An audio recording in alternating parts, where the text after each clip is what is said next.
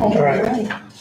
It is Monday, July 14th, 2025.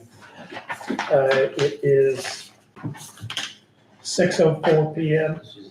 I hereby call the Area Plan Commission Advisory Meeting in order. If we could just start with Mr. Overlees and introduce ourselves. Matt Overleaf. Andrew Boswell. Mark Gardner. John White. Randy Julian. John Allen. Gary Green. Misty Sadler. Carl again. Okay. We do have a member absent, Tom Springston, but we do have a quorum of the board here, so we can take a vote if we end up in that area tonight. Do we have any minutes that we need to approve or anything like that? No? Okay. I'm keeping notes, so that's.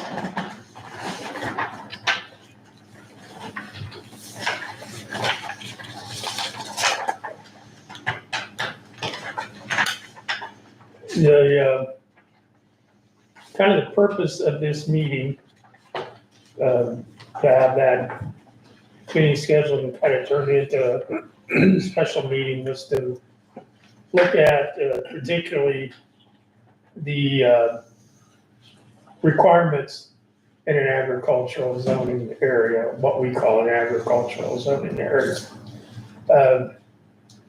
Specifically, the property size, the number of acres, and the number of feet on the street footage, which, as it sits now, the area required in a minimum lot size is 2 acres with street frontage of 200.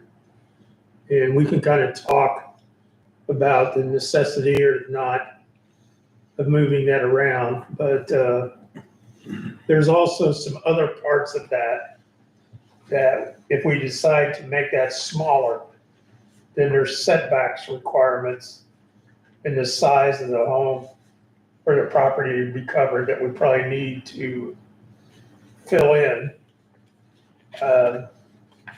When we start looking at a smaller piece of property, some of our boundary setbacks are 30 feet, 20 feet. And you end up, if you want to meet those, you're going to end up not possibly building on that. So that was kind of the purpose of that.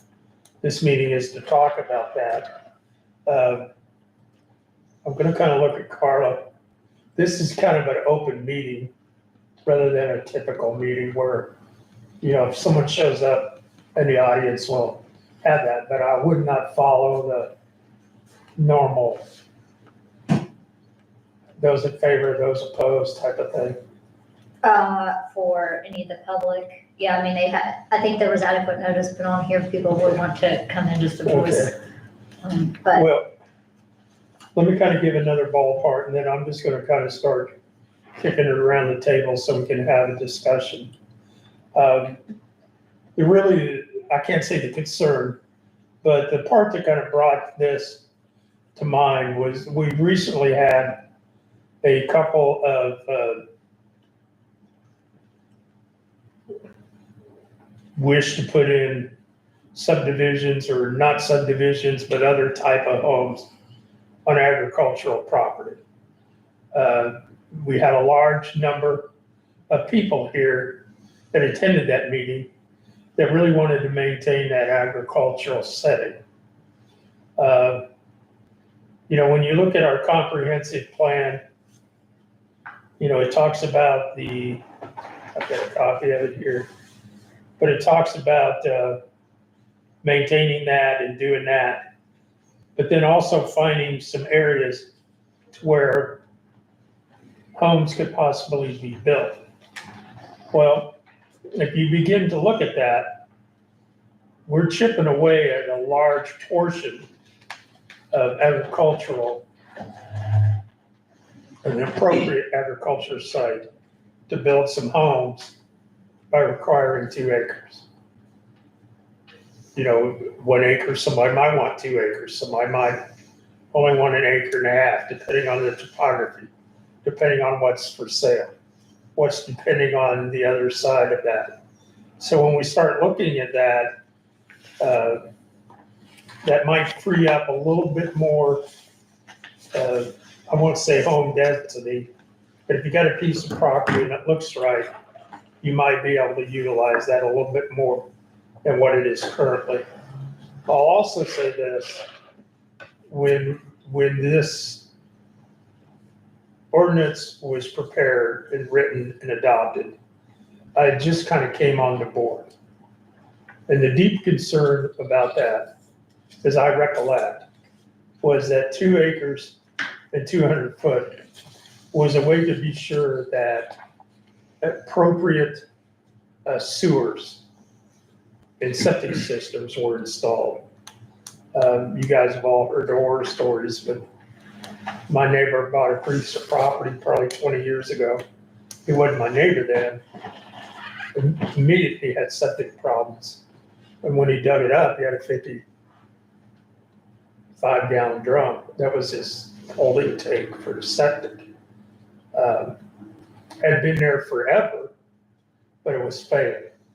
So part of why this 2 acres was kind of put out there was the idea that Scott County, because of the soil, because of the compaction, because of the percolation, they just made a general rule that 2 acres, you could get enough septic in there to make it healthy for the environment. Well, since that time, a lot of ground, a lot of improvement, a lot of new development has been taking place in the septic system, how they are operated, and also what is used to develop the septic system. Slotted pipe, some now they've got different types of pipe or whatnot. Kind of given all that together, that's kind of lit a little, I wouldn't say burned, but as maybe we need to revisit this. Conversations I've had, and many of you had with people out there kind of say, hey, what does it look like? Why do we have to have this? What's a good way to do that? And that brings up kind of where I'm at now is that if we want to change it, what do we want to change? How much of it do we want to change? And the number I keep hearing from a lot of people is 1 acre and 100 foot of road frontage, or 100 foot of frontage. That might not be where we end up, but then if that's the case, that divides what we have in half. So what does the setback need to be, what that needs to look like? That all being said, any decision that is here, this is an advisory committee, will be forwarded for the commissioners to kind of do their hearings, their conversation on, and adopt it or not adopt it. But I do think that it's upon us to get the commissioners the best advice, the best we can do. And I think that does include any changes in setbacks, those kind of things, where they have the full picture, and if they want to change it, they can. So I'm going to get off this soapbox now. Any ideas, any thoughts? John, I'll start with you. I've been looking at a lot of the surrounding counties. Not even surrounding counties, counties that do what we do in other parts of the state. There are vast differences in all of them. Very few of them have as stringent as we do, though. I brought documentation from Clark County. There are bordering county. They seem to be doing well with their growth economically, and I think for the whole county, I think people are happy with what they're doing along these lines. I think they just redid this. It's spent a lot of money on it, put a lot of thought in it a few years ago. So I brought with examples of what they're doing. And I think I brought two different examples of the 200-foot, 2-acre thing. They do 40,000 square feet, which is just shy of an acre, but it's easier to figure. They do 40,000 square foot, 100 foot of road frontage. They have two different classifications of it with the setback rules. And as far as how much coverage you can have with impervious surfaces, which would be asphalt, concrete, that sort of thing. There's one version in here, the page 25 version, that I think fits us the best, but that's what we're here to discuss. Changes it to a 40,000 square foot lot size with 100-foot frontage. A minimum front yard setback of 30 feet. Primary structure side setback, 10 feet. Accessory structure, 5 foot. Minimum rear yard setback, 10 feet also. With a maximum impervious surface coverage of 25%. I think that's pretty reasonable. I don't think that would cause severe runoff problems for neighbors or overload ditches or anything like that. That's the version I like, but that's what we're here to talk about. Or if someone else has other concerns or wants to bring something up, that's what we're here to talk about. But in looking at them, I think this is a pretty nice, simple system that I think they spend a lot of money, and they've been using something very similar to this for quite a while, but this is their newest ordinance that they put in. The other thing You all have a copy of that. I think I gave everybody. Carly, you have a copy of that. That way we can put that in our notes. And then the other, I think, problem that we had was the land division rules that we had. They were put in 25 years ago to kind of stop developers from coming to this county and kind of pillaging us.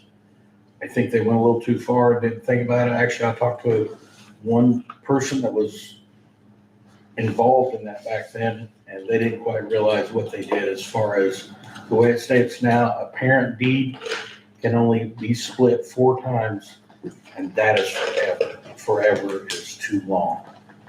I don't think anybody else around does that. I don't know who come up with that and why. The further splitting of that would require action by the Board of Zoning Appeals. You would have to come and if there was a parent farm that the grandfather had 300 acres and he gave each of his kids, 4 kids, 75 acres each, the splits are done. They've got 75 acres that then they can't give a piece of property to their children to build a house on without coming to this board and asking for a minor subdivision. I think that's ludicrous. This law's been in effect for 20 some years now. It's just now starting to catch up to where that's going to be a problem 25, 30 years from now. And we have to catch it. Something that was done 40 years ago after this was put in effect in the future, or something that was done 20 years ago now. If we don't catch it in the courthouse, we're letting some people split land and we're stopping other people from it. I don't know what the legalities of that are down the road. I think we need to get rid of that. I went again to Clark County's rules on this. What they've done, I think it's a pretty simple system. The following divisions of land are exempt from pre-provisions of this UDO. Unified Development Ordinance is what they call this. A division of land into 2 or more tracts, which are all at least 5 acres in size, is exempt. You can do that without asking anybody, without coming to this board. And 1 division of land less than 5 acres per calendar year is also exempt. that's gonna stop developer from coming in here and just lopping off lots. They can only do one a year, but we're not gonna get caught in the trap 20 years from now, whenever, 5 years from now, this land has been split. I think we're hurting the value of people's land by this. We're gonna make land that hasn't been split 50 years from now be gold because of this law. And then property that has been split worth less than what it should be because it just happened to be part of a larger tract at one time. I like the way they've done it here. You all can look at it, see if you have any input, if you like it, not, anything we need to change or whatever. But in my mind, I think it doesn't let anybody come and pillage the property without asking. Anybody that wants to do more than one per year still has to come and ask for a minor subdivision or some kind of variance to do that. But a person that owns land generationally, when they want to give some to a grandchild, a son, whatever, they're able to do that without having to come through and go through the government. And there's two costs of that in my mind, just, you guys have seen it. There's financial cost to file. There's the necessity of meeting all the requirements. The other part of that, the government's telling you what you can do with your property and what you can't. There are some people that we've encountered that have a bit of difficulty with that. Sometimes, in the older individual, not that it's an inconvenience because they're happy to do it, but it is some of their health. They gotta come in here, they don't, and they're apprehensive. So when we look at that I think that intangibles are something we could consider. I want to throw one more thing out just to kind of complete that thought and kind of have that. Our current ordinance has this 2 acres, 200 foot. Minimum setbacks on a city street for the center line is 55. Side is 30. Corner lot has 2 front setbacks. So it'd have to be 55. On a county road from center line of the road, front setback 65 feet. Side is 30. Again, county road.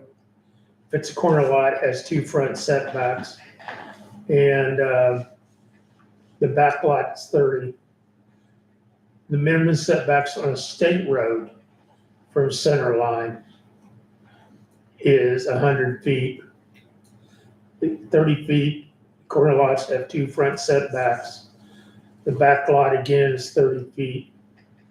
And the maximum lot coverage, structures and paving in our current is 35%. Minimum first floor area is 950 square feet. The maximum width is 20. The maximum height in the primary structure is 35. It says accessory structure is 35. And there's no restriction for agricultural structures. And a front yard fence is 4 foot. That's currently what we have. Do we need to be concerned about a county versus a state road? This doesn't seem to address that. I don't know, it's a question. You may want to think about that because county roads probably have a maximum of 20 feet right away from the center of the traveled way. State highways, much different. They go all over the place depending upon the grade. They have more right of way if they've got a pipe under the road. They got more right of way if they've got an elevated roadway. Could we make it where it would be the 30 feet away from the state right of way? No, I would think you could make it anything that you wanted to be away from the state right of way, and I don't think you're gonna have much trouble from the state until you get up to their right of way line. I don't have any particular thought on what that might be. I just answered the question that there might be a difference between county road right of way and state highway. That's a good point. I'm looking back at some property, I mean, my grandparents up in northern Indiana on state highway, yes, it was a good 120 feet because of the type of highway and the topography. Whereas I've seen them somewhere, it looks like they're only 10 feet off the berm of the road, so that's a good point. And there again, if it's what they refer to as limited access right of way, a road that you can't get onto that probably has right of way fence like I-65 or anything that might be considered an interstate. Not a lot of reason that you have to leave any room between the right of way and a structure, except, in my thought, for an emergency vehicle. And that's why I drew a question mark by these things that say the permanent structures can be 10 feet off the property lines, but the accessories can be 5 feet off. I think we need to bear in mind that I don't know that it is the reason, but I always was kind of under the impression that the reason that they wanted setback lines was so emergency vehicles could get between structures wherever they had to go. And I'll also, again, this has been quite a few years, but the complaint we got was that if we went with a smaller distance for the property line, the neighbor was complaining that its neighbor never mowed or trimmed. And they were gonna put it to where, obviously, the weeds were just gonna grow up every year because they couldn't get adequate, unless they pushed it or weed eated between, there was a fence there. So, I kind of agree that, in my mind, five seems a little tight. That was in my thing, reading it, that seemed tight to me. What if we just lined that out with 10 period? That makes sense to me. I don't know about you all. Sure cleans it up, don't it?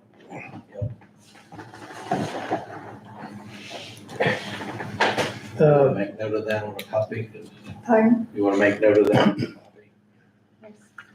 When you have people ask for variances in the past, typically, like, what are they asking for? Like, if you make it 10, is that gonna eliminate That's gonna 50% of the variances, 80% of them, 100% of It them? will eliminate quite a few.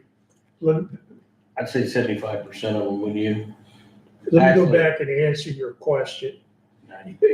And what I have seen, and typically what I listen for, if somebody wants to put a new building on a piece of property and they want it closer to the property line than what is allowed, I really want to hear two things. One of those is, I don't want to put in another driveway. This runs the driveway, the house is here. I want my pole barn, I want my detached garage here. You can move it over 10 feet, but that puts it in the backyard. Or you can move it over on the other side of that house, and now they gotta get some other access to it. I always want to hear that. The other part of that is contour the property in the septic system. So, when that variance comes in, we ask them to explain, okay, I've got a pond back here, I can't put it there. My septic's over here. This is the only place I can put it.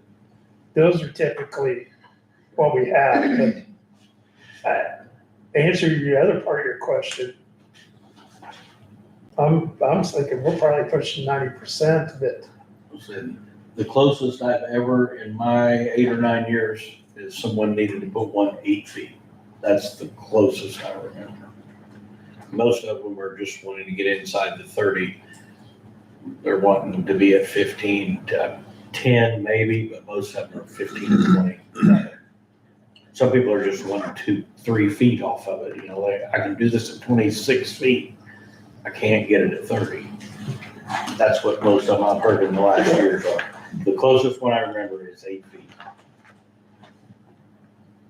10 seems to make sense. I was just curious if that only caught 30% of the request. Was that enough? But if it's catching 90%, seems like that would be a good number. Like I said, the closest I ever remember is 8. I don't know if Gary said 1 person. I don't know. No. So my question is, and I'm gonna kind of just keep pushing.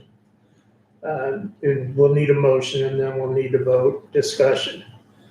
One of the things I have written down is, road frontage at 100 feet.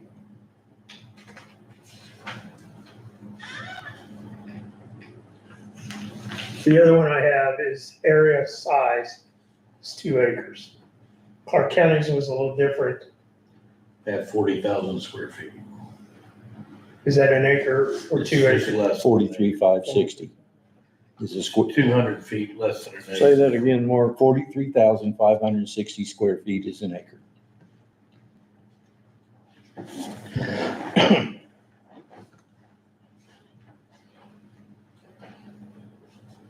Does it benefit us by shifting to 40,000 or does it benefit us by saying an acre? I don't know. You look at that a lot more. What jumps out at me is that not everything is going to have road frontage. And how are we going to deal with lots that don't have road frontage? Because it's going to mean an easement, and you can get carried away on easements. But I think that's something we probably need to consider, because that's going to probably affect sideline setbacks and all that sort of stuff. Right now, as far as I can tell, in my experience, we require a wider easement than any other county that adjoins us. My thoughts are on easements. When people ask me that not in Scott County, how wide do you think the easement should be? My answer is it needs to be wide enough to get whatever you want to take through there. If you're taking a combine with a 24-foot wide head, then you better have 24 feet wide. If you're going to take a 12-foot manufactured home through there, then probably 15 is plenty. The rest of the story is just because you have a 50-foot easement doesn't mean that you're going to use all of it. You're not going to put 50 feet of gravel in there and drive back and forth all over the thing.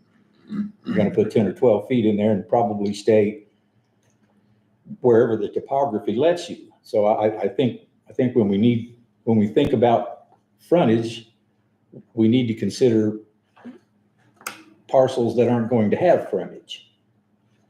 Because if we open up less area, then that's going to mean if we go to 100 feet of frontage and 40,000 square feet or even 1 acre, then we haven't cut what we're going to be using in half. We've cut what we're going to be using in fourths by 4.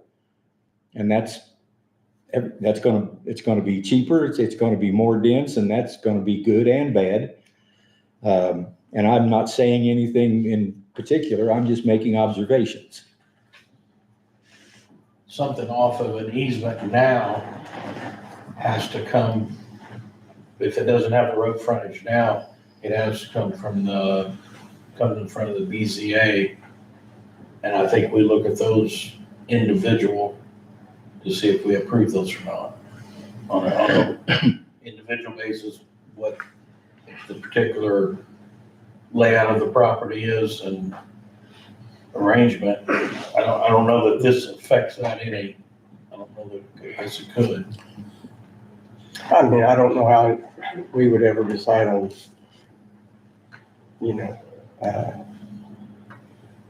one size fits all. I think we just need to do a footprint or, a baseline. And like you say, I mean, if you need an easement, you're gonna have to just come back. Well, I think it's a given that if we're gonna utilize the farm ground that we want to be able to utilize, we're gonna have to make some sort of consideration for lots that don't have road frontage. I don't know that it's right, but David Blankenbaker, who was the county surveyor in Clark County for several years, and his father before him and his father before him, had a conversation with David once. Well, it was a conversation. I called him and said, this person wants an acre back here. What do we do about access? And he said, we gave up trying to control easements and access a long time ago. If you can get to it, you can get to it. If you can't, you can't. So you better not build there. So I don't know. There again, I'm not making recommendations. I'm just making observations. But that's going to lead us, I think, to the person that's going to say, well, you let him get in there without an easement. Why do I have to have one? And maybe at this point, everybody has to have one. And I think that the easement is a little stringent, as much as the area and the frontage is, but I don't know where you draw the line. Maybe that needs to be looked at next. That does need to be looked at next. Mark, let me, because when I look at property, that's not something I do very frequently, okay? But I gotta see these kind of real life. So let's say I've got a driveway coming off a road, but I farm, I got a fence over here and I farm the rest of it. But back over here, I want to give that plot of land to my son, which are family member, which means I'll have to come up a driveway, go past whatever, then hit what you're calling an easement. And then there's where my property is at, 2 acres, 5 acres. But I don't have road frontage. Is that what you're describing? There's, when you think about easements, there's two kinds of what they call estates. There's a dominant estate and a servient estate. The dominant estate is the person that gets, if John sells me 2 acres behind his house and gives me an easement, then I'm the dominant estate because I get to use that easement. Right. John is the servient estate because he's agreed to let me use that easement. Okay. And generally, the only consideration in easements is that you can't block the easement. You can't put a gate across the easement. John doesn't have to put driveway, doesn't have to put stone on the road or mow what's along the edge or anything like that, but he can't put a gate up so I can't use it. Right. Jackson County, at one point, and I don't know whether it's changed lately or not, but at one point, Jackson County would not allow you an easement. You had to own your access to the county road. And I think their minimum at that point was a rod, which is 16.5 feet. Now, I don't know that that's necessarily the answer either.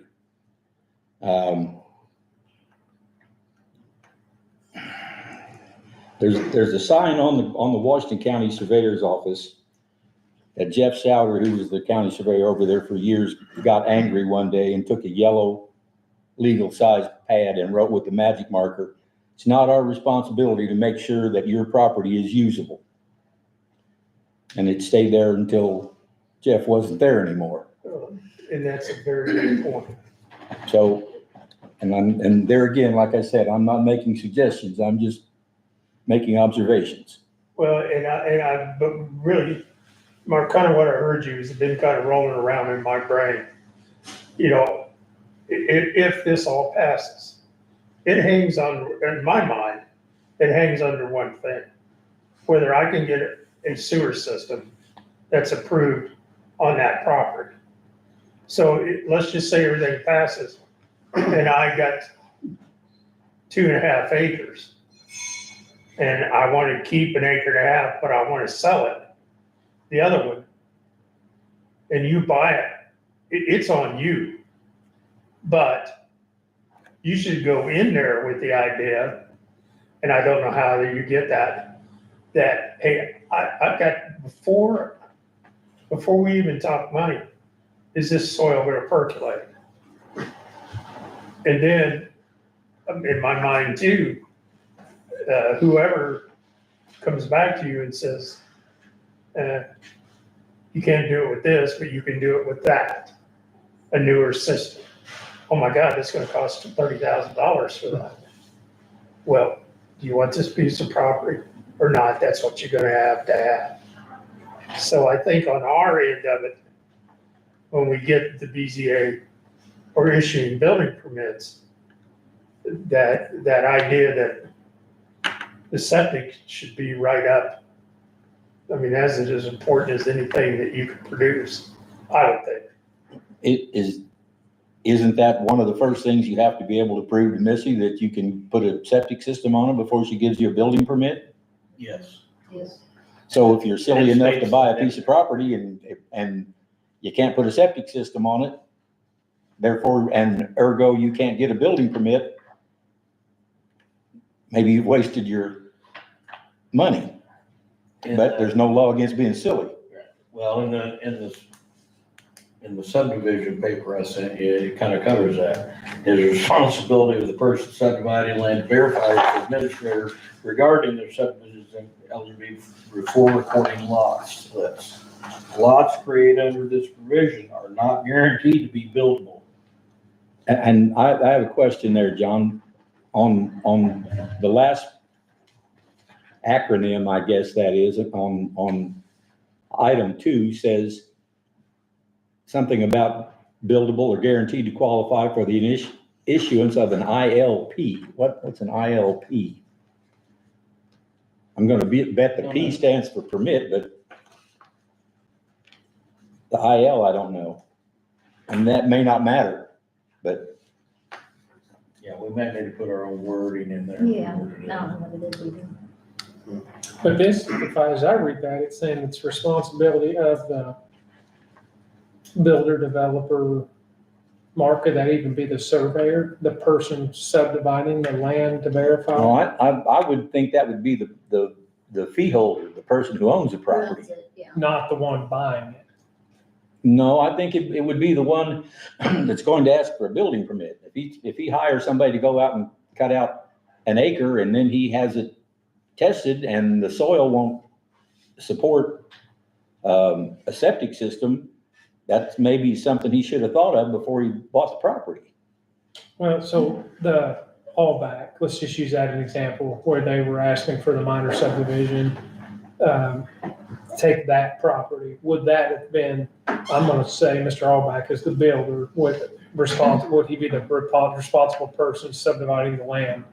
Would it have been him, or would it be the people that he's selling it to be the ones to get the permit? But as I read this, it's saying he'd be the one that subdivided the land, not the person buying it, correct? Well, I think what this reads to me is that and of course, it's kind of confusing because we think of subdivision as subdivision, but I think it's meaning anybody who wants to sell it, like you want to sell it to your to this, and so you're subdividing. I think the only owner responsibility is that you can subdivide it. I think it's on the people buying it of whether it's going to be suitable for all this. They don't have to verify that it's doable. They just say, we're allowed to do this. And It's some been a people- year, so I'm allowed to. Some people buying land that's been divided aren't wanting to build a house on it. They're wanting it for, could be a pond there, could be a creek there. They want to fish in or whatever. It's not always about building, but that is a big part of it. I would think that it's the responsibility of the person buying the property to make sure that they're going to be able to do with it what they want to do. Right. If they want to build, then they better be able to get a sanitary system. And I can't think of anything else, but if they buy it as a buffer, who cares if you got a sanitary system? If they're going to put a pond on it, who cares? If they're going to put a garden on it, what's it matter? But if you're going to put a residence on it, you're going to have to make sure that you can have a sanitary system, and I don't think that falls on anybody but the guy that wants the sanitary system.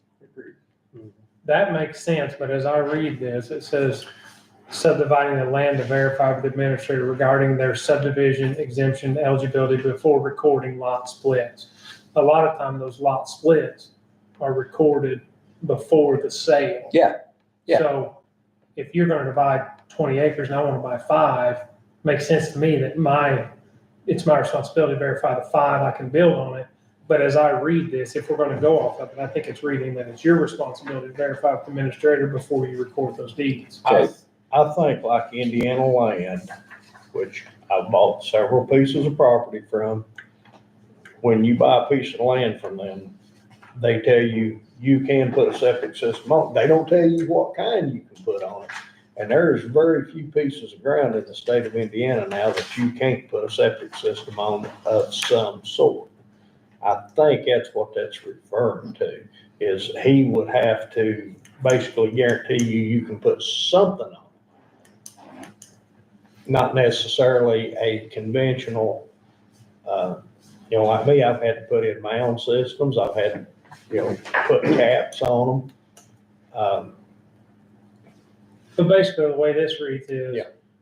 Well, we're it's not, on we're the, not gonna record the slot splits until it's verified. yeah, it That's says, my well, question. it's up to your responsibility to make sure you're exempt. And Before you I don't record think those he lots, can do you that get, because we might want to split lots for different reasons. Yeah, the pond or buffer. well, this may be splitting hairs, but it's my understanding that you can record anything you want to. You can record Right. your grocery list for last week if you want to. Doesn't have any authority, it doesn't create anything, just because you can record it. right, Doesn't yeah, if you go to mean the it's quarters legal. office, you gotta record it. I think that's what they're saying. You better make sure that you're eligible for these exemptions before you go recording that and then trying to sell things. You need to make sure that they're eligible under this. I think whatever our wording is, we need to hold the end user responsible for what they're doing. It's my impression that you should be able to go in and create 2-foot square lots and sell as many as you want to. If people are silly enough to buy 2-foot square lots, you can't get a building permit for them, you can't do anything else with them, but you can sure own them. And people, land surveyors talk about stuff like that, believe it or not, when they don't have anything better to do, which is a lot of the time. But I think if we're gonna hold somebody responsible, I think it needs to be the end user. I don't think it's somebody in the middle and say, well, hey, it's your fault. You made me buy that piece of property, or you said I could buy that piece of property, and now I can't even put a house on it. Maybe you should have thought about that. And if it's the wording, then we can probably use whatever language we think is necessary to get that point across. And I think, Mark, the other part of what I'm following, it's not our BZA or APC to solve that problem. Right. If I'm not gonna trump the health department's ace in that matter. And sometimes you've been there, but what do I do now? Get out more money, sorry for your luck, but we can't fix it, sue them. Yeah. Whatever you feel like it, but we can't solve this problem for you. No, it's not, we're not babysitters and we're not guardians. Right. And if you buy yourself into a problem, maybe you should have thought about that. Right. I've done a lot of silly things that I regretted, and I've learned from them. I think you call that experience.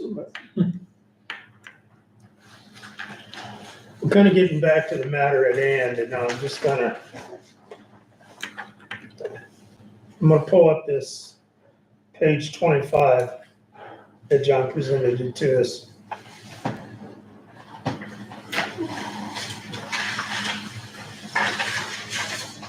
I don't know if we've got 28.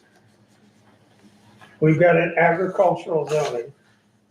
We got minimum setbacks based upon roadway.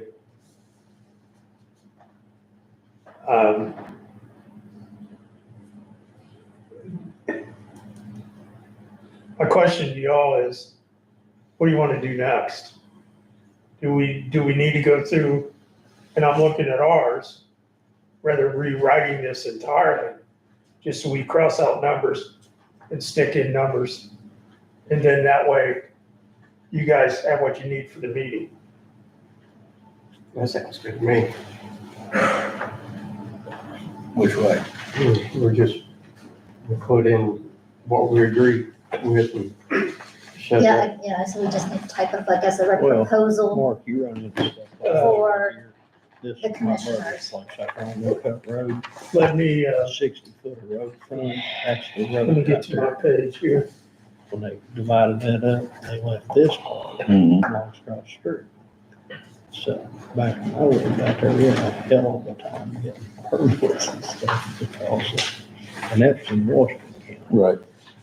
Now, by no means is this means adopted. I'm looking at formulating this into a motion of some type. But if we look at that, what would this be? You want to go with 40,000? You're going to go with 2 acres. If we're just discussing here, or are you asking for a motion? No, I just want, I would make the correction to the 10 foot on the sheds or whatever setback. okay, the side is 10. I would be very comfortable with that. Accessory structure 10. Yeah. The 40,000 square foot, I'm perfectly comfortable with. I think I'd just go ahead and make it an acre. So you're talking 3,560 square foot difference. Yeah. You know, if you want to write it up as 1 acre and. How many knew an acre square footage? I know Mark did. I knew about what it was. Yeah. I knew it was. more than Everybody knows 40. what an acre is. A lot of people don't have the context of what's 40,000 square foot. Yeah. You know, you don't know, is that size of a pickup truck or is that the size of a football field? Well, I mean, I'd An be, acre has a lot more like clarity to it, I think, to But just 1 acre? average Joe. I would be perfectly fine with writing it as 1 acre.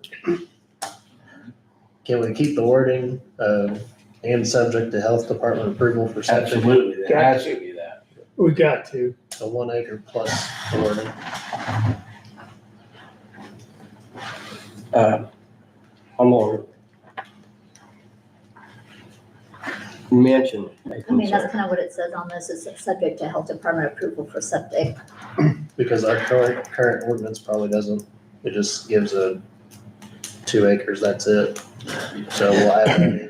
What do you have, And, Randy? and like Gary said, I think someplace along the line, somebody told me that it was 2 acres because of the soil in the county, anything in the county, 2 acres should, Would be sufficient, yeah, thank you, would be Confirm sufficient. that it would, yeah. There was septic's I know got that's about right, I 2 just, They seem wanted to to think have, that. at least, in the worst property, the way I understand it, it's written somewhere, that they wanted to I have think we need enough footage 30 feet. for a complete septic system and a complete backup septic system if that one ever failed.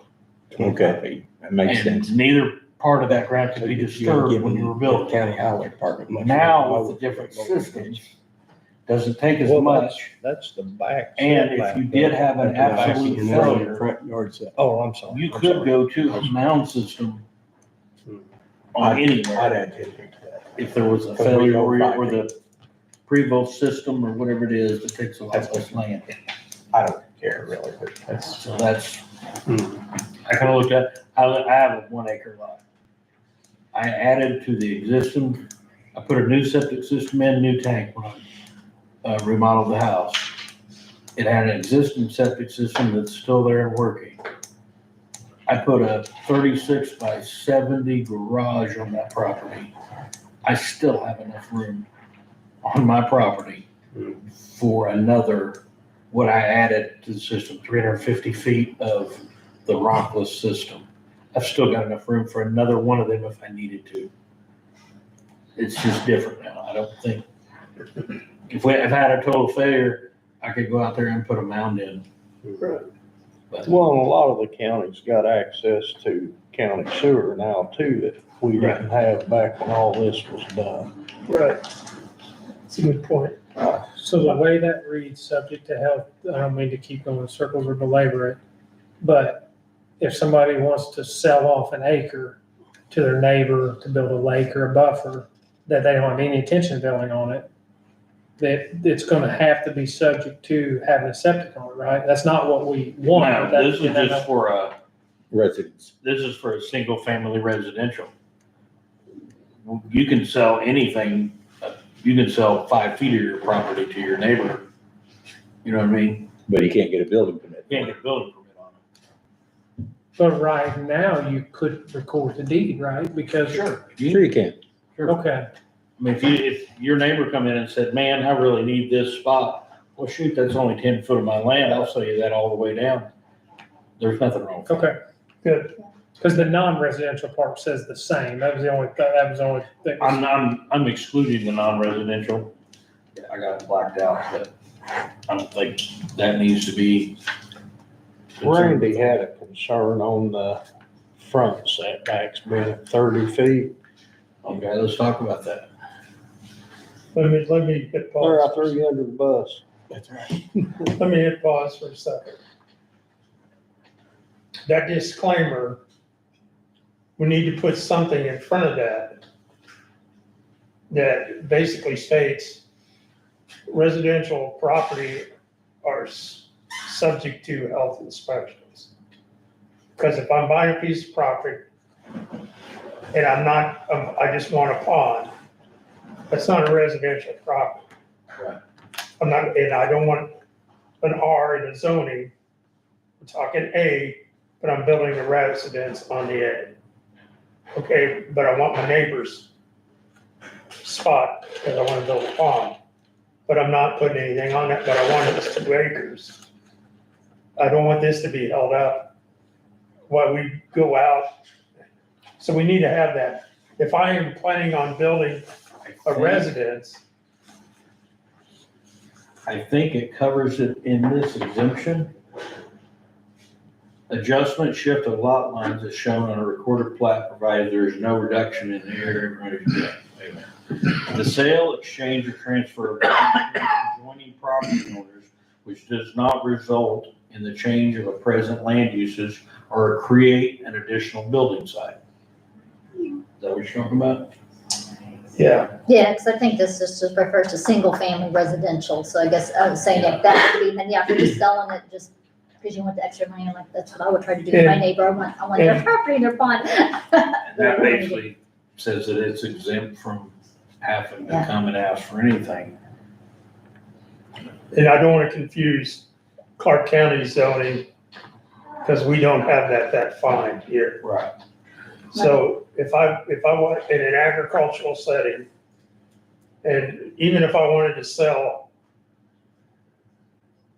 2 acres and it has a pond on it, and I want to fish that pond, I should be able to buy that without worry of me having to go get a septic tank announced. Yes, as if you were just gonna build And I single-family think- residence on it. I think that qualifier on that last line that says subject to the health department, doesn't that take care of everything? You can buy anything you want to, but you can't put a residence on it. Right, Or yeah, if you you're do buying it what for you the want. purpose, if you want to put a single-family residence on it, then this is when this kicks in. Right. Okay, yes. Just so this, and you're taking notes, right? Well, so, yeah. We're recording. It's recorded anyway, yes, it. Okay, I want to go through that. B, I have 1 acre, I have street frontage 100 feet. B, front, what is that? That's the one Randy had the concern with. It says 30 feet. Do we think it's enough setback off the road? What do we have now? 55. 55. I'm wondering what the magic, why they pick 30. Don't know. Because they don't like holding up development. I think 50 is plenty. If we want to go to 50. Mark, what do you think? I'm trying to think why they would require 55. And why somebody else thinks 30 is enough? Why? Up here. Our handbook or our ordinances, they were adopted from another county. Someone there thought 55, but rather than change it, they just went with it. I'm sure of that. Well, if you go, Are any of these roads anticipated to be widened, I mean, and down the road that, I'm I don't trying know to if that's think part of the anywhere reason too, in they the thought they might be county, I don't know. expansion, because then you don't want your house right. Now down here, it's got the I don't know 3 little anywhere stars beside it, within 50 foot of the road that I can think of. where they have the minimum setback. You see the 3 stars down there, they do have it noted. No structure can be within a platted easement. So that means 30 foot off of an easement. which is right away. State easement, right away. See, I think we are. So that puts you back on a 40-foot wide county road, that puts you back 50 feet from the center line if you stay 30 feet off the platted easement, because easements, most people, the county doesn't own many roads. That you probably own the road in front of your house unless you live on a state highway. I live on a state highway and I own to the center line.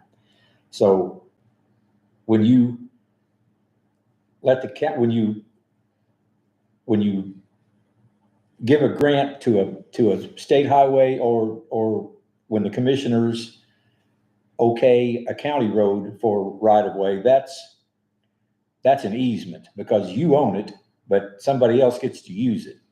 And if you have a 20-foot right of way on each side, then you have a 20-foot easement. And if you put 30 feet setback, then you're automatically 50 feet off the center of the road at a minimum, unless we've got some old county road around here that's 30 feet wide and you've got 10 feet of right of way or 15 feet of right of way.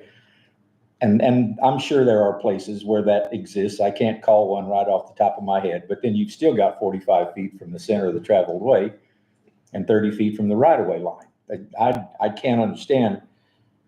And maybe it's all semantics about whether you're talking center line or right of way. But if we go with this thing that has 3 asterisks on it and says 30 feet from a platted easement, then we're 50 feet off the center of any county road that I can think of, 45 at a minimum. Yeah, I would say, I don't read that like that. I just think it's saying it's 30 feet setback, but hey, FYI though, you can't be on a platted easement. So if for some reason there's a platted easement that is Okay. 35 feet, then you can't, you have to go 35 feet at least, you know? Okay, she's So right. I guess you just need to That is the way clarify. that reads. I read it wrong. You are right. Yeah. So, I mean, you could just do it either way and you could Would just we do want it. to just do 50 and be done with it? Well, I mean, I want to leave enough room for somebody to build a nice garage if they want to build a garage. Yeah, but if you're doing an acre and it's only 100 foot wide, It's gonna be way deep. that thing's got to be 400 and some foot deep. They've got plenty of depth Yeah, to you're right. do it. Plenty of depth. I'm going to play the devil's advocate and think that we probably need to consider the easements for things that don't have county road right of way. Because this platted stuff, I'm not sure where you get, what the platted has to do with it necessarily. An easement that somebody would give me to travel across their property is an easement. And I think if you're going to build something near that easement, no, I keep Yeah. coming back to the fire truck or the ambulance getting in between the buildings.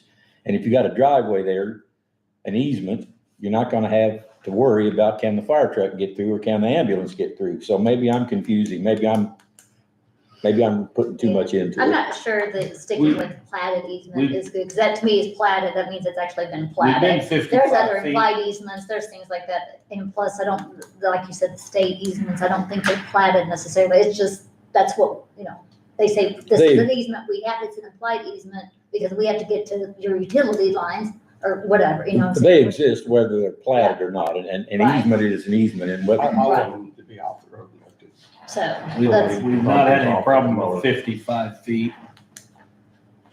I mean, we can keep our 55 or make it 50, and I think we're still safe.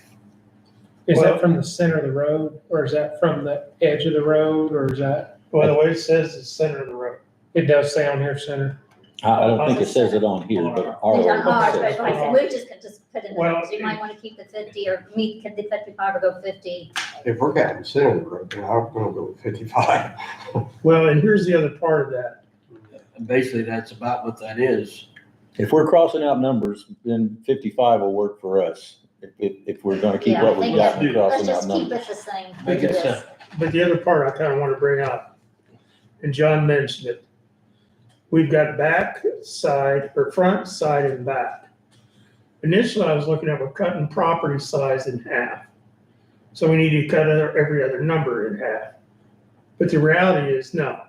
So if we want them off the road, like they are now, we're looking at 55 feet.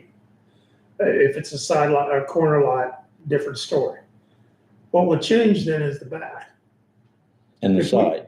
and the side. So if we say, Yeah. okay, you still have to be back off the road, but you Yeah. can be closer to your back fence than what you are now. That Yeah, house will fit on that piece of property, even though we keep the front the same, we still have it on the side and on the back. Is that, Yeah, I think safety is what we need to consider here. I think we need to consider emergency vehicles, and we have to be able to make sure that an ambulance or a fire truck can get in between yeah, that guy's house is on fire, but we can't get to it because those two houses in front are only, give us 16 feet of right of way, and the fire truck, I'm making this up, right. is 20 feet wide. So let's But go on 50. this, it's sitting here, it would be 10 feet from the rear, 10 feet from the side, so that'd be 20 feet for residence to And residence. give you whatever you want. If you've got 55 feet from the center of the road and you've got 400 feet deep, then how big a house do you have to have before you can't put a garage or a pole barn or something on that remaining 300 feet or 250 feet? Right there, at 100 foot wide, 1 acre, 435 feet deep. Yep. So if you make them stay 30 foot or 50 foot, whatever we And if decide. you stay 55 off the road, you still got 380 feet. And if you got a house that's 100 feet wide, you've still got 280 feet. That's a month. Yeah. You would, well, it sure seems like it. Yeah. And if we're changing these things, like you said, John, forever is a long time. Maybe we're not making this forever.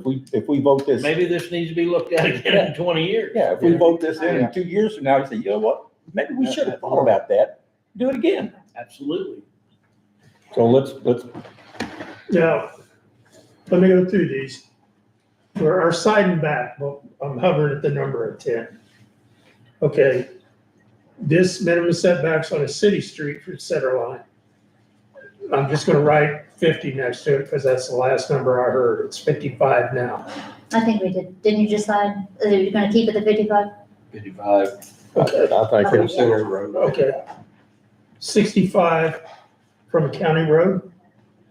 And then we've got one off a state road that says 100, and all of them say from the center line. And we want to keep those, that distance. I don't think you're gonna endanger anything. I can't think of any state highways that aren't limited access that have more than 100 feet of, 200 feet of right of way, and that's 100 feet each side. Can't imagine why you would need more right of way or more setback on a county road than you would a city street, That's kind of what I was getting at. unless there's still some county roads around that don't have a hard surface on them, and maybe dust or dirt might be a consideration. I don't think there's a whole lot of city streets that have any frontage left that you can buy. And maybe I'm totally wrong there, but I'm thinking most of the streets that are in the corporate limits. Yeah, wait a minute, we ain't dealing with, the city has their own. Yeah, there you go. Okay, there you go. That's not even a consideration in the Not even city. our consideration. Yep, you're right. Well, the only thing that kept thinking in my mind, the difference between a city and a county is ditch and drainage. And like John said, we're not, when they changed us from a commission to a advisory board, the city makes those considerations within the corporate limits, not us. Yeah, that's what I was thinking. I was like, what is? That stripped us of any consideration. Do we have a city street with an agricultural zoning that's not in the city limits? Probably someplace, but I don't know where. It's possible. Yeah, South Main, off South Main, Yeah. Hunter's Lane, Well, didn't, but they can overrule us there because they're within the That's 2 mile radius. There you go. So it's really not our concern. Maybe it's moot. what's the subdivision that was in here down south that didn't want the trailer parking? It was here last week. What's the name of that subdivision? Burning. Is that agricultural? I think so. I think it is. Probably. But that wouldn't have anything to do with this because they have to come for a minor, they would have to come for a major subdivision there. That's a totally different thing. Well, I'm just looking at another piece of property. You thinking we need to drop setbacks on a city street from the ordinance? Yes. We have no control over anything within the corporate limits. They made that clear when, But I see what you're saying. That would still be county, but it's still considered a city street, and we're trying. I don't think it can be both.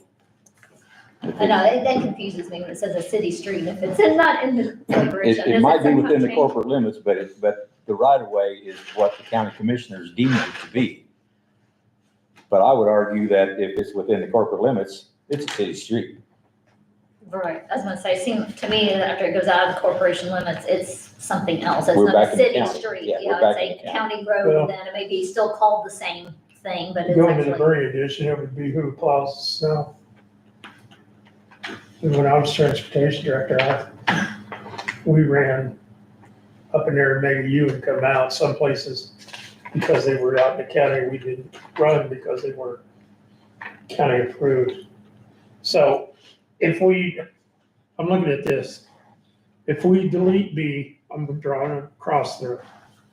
So C becomes B, that reads as county road from center line, 65 feet, side 10, back 10. Yeah, I'm confused, because I thought we were talking about 50, I didn't realize we were talking about city on the 55. So do you want to put 55 on the county roads? No, I said 65. Yeah, that's what I'm saying, I don't know. I thought y'all said you wanted to leave these the way they were. It don't matter to me. Yeah. That's the first I heard 65. What's that? That is on a county road from the center line.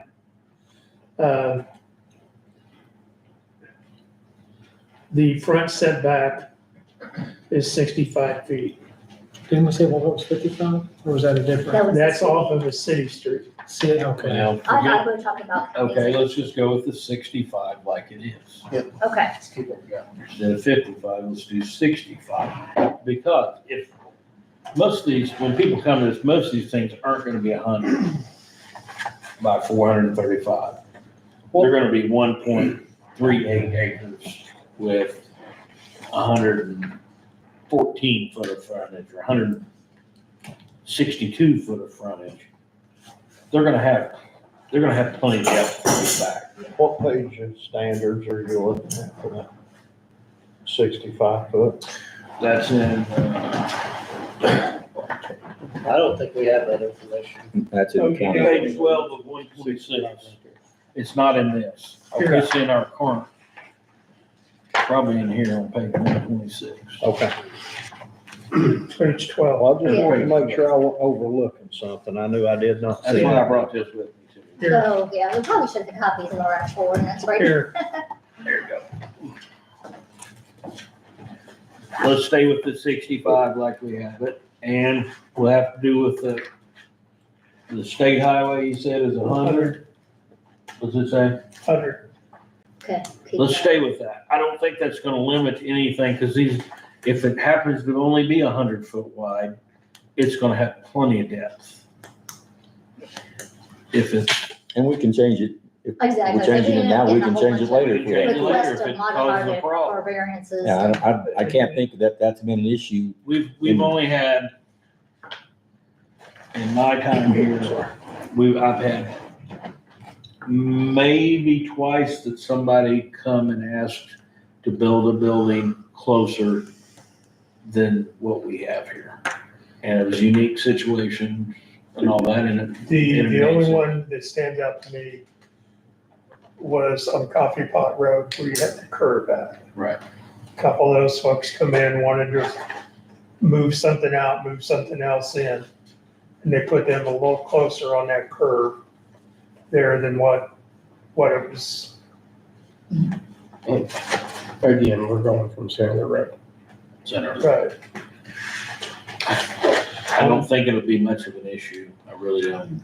But if it does, we can sit here and talk about it and say, yeah, we're getting pounded by this every month. People are doing it. We make change. So I'm okay with it. if it ain't broke, don't fix it. Let's go 65 feet. Okay. Primary structure, minimum side yard 10 feet. Nobody liked the 5 foot on the accessory structure. Everybody Is that thought 10 feet as we'd well? stay with the 10, right? Okay. For everything. That's what I got. Oh, you got that. You're marking that up. I'm marking the other one up. The rear setback, 10 feet, everybody's fine with that. And I think we ought to say 10 feet on the accessory structure. Yep. There's any problems that, that's that. And the maximum impervious surface coverage, 25%. Now, our current maximum lot coverage structure and paving, didn't use the fancy words, is 35%. Right. We want to lower that down to 25? I'm real Since happy it's with that. moving down to an acre. Well, think about what you're going to be affecting here. If you minimize the lot size and maximize the impervious area, you're gonna have a lot more runoff Right. Yeah. than you ever did before. I think 25% is a lot on 1 acre. That's 25,000. How big's a normal house, Oh, no. if there is such a thing? 2,500 square foot's a pretty good sized house. you know. Yeah. By this, you could put over 10,000 square feet. And that'd be driveway, barn, Yes. garage, house. 25% seems reasonable Okay, to me, without So- thinking And then it through too far. if their lot is a acre and a quarter, acre and a half, that goes up. They can, Yeah, Right, exactly. yeah. I just hate for somebody to come in with 1 acre concrete, too much of it, and cause overflow the ditches or down the road to their neighbor or whatever. I don't think that would do it. so the maximum lot coverage, structures and paving, currently is 35. We're moving that to 25. Yep. Minimum first floor area on this one is 950 square feet. I think That's where we're at now. I think that's worth taking a look at, guys, at least discuss it. You know, my little house in town's just 700 square foot, and it's perfect. And I know we've had several people come in here talking about, wanting to do something smaller. Is there any legitimate reasons for not dropping that number? But also, John. Yeah. You're on not even a 60 by 120 lot there. Right. And we're talking upwards of an acre, if not an acre. But I could build my house out there at my farm, and I'd be perfectly happy in it. Oh, here we go on that, weren't we arguing about tiny houses or Exactly, something a year or two ago? Well, that's why I just wanted to bring that Yeah. up. I mean, so there's legitimate reasons for leaving that alone. Okay. I don't know whether there is or not. The other reason why it's set there, that happens to be the size of a trailer. of a certain size that I think they put that in there to keep, 9,600, uh, how wide is, what is the double wide, 24 feet? And maybe they're much bigger. than that. I think that catches, what's it, Like a 32 by what, yeah. 30 by 60 would be 18, What is trailers? I mean zeros. Well, it don't matter, I'll, 14, one of them are 14 by, what, 60? How big's that? 840. I think a lot of new ones are like 72. 72, what's that? Was 72 times was 30, 14 by 72. about what you're talking. 1,000. They didn't want them to be any smaller than that. I think what we gotta be cautious of is take a piece of land, divide it, what you maybe got split 5 times, now gets split 10, and you've got 10 500 square foot yard barns out there. I think that's not what we're looking to do. No. I But agree. you can drive around and find them everywhere now. Yeah. And when they're not supposed to be there, but what happens when they are allowed? Well, one of the things we decided when we talked about that, because I was really kind of pressing that mini home thing a couple of years ago. We'll give it to them, they just gotta come here and ask for it.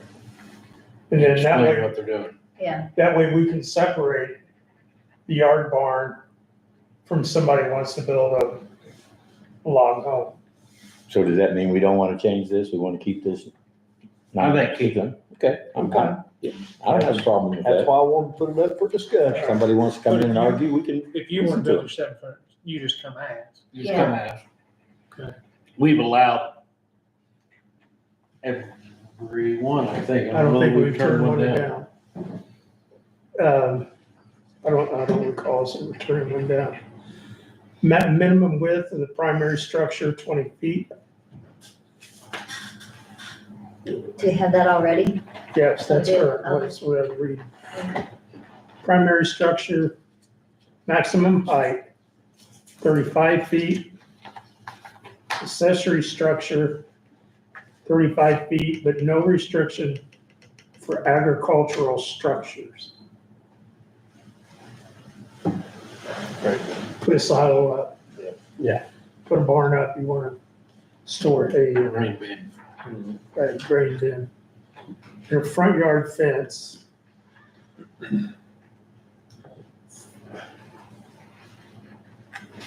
This doesn't make any sense. Front yard fence, 4 foot. Corner lots have 2 front yards. Is that talking 4 feet off That's 4 property feet line high, or the height? Height. 4 feet high. What does it matter if it's sides? Sight distance. If you're on a corner and you've got an 8-foot fence and they build it close to the road and you're Yeah, inching out until somebody nails you because you can't see them. So I can't cage up the deer. And maybe if the setback line is enough, maybe the height of the fence doesn't matter. And I don't see anything in here addresses property line, whatever that is, so. Good enough, I'm fine with that. There's gotta be- Manufactured, You have to meet your setbacks Yeah. with the fence too, don't you? Don't know. I mean, ain't that how you do it now? Somebody wants to build a fence, they've got to meet the setbacks. Or No, you can do it on the property line. But on like corner lots. and not impede with any easements, so whether it be, I don't think you You're- can impede access to any easements. Yeah, I think you can't build a fence any closer than the right-of-way line. That's, okay.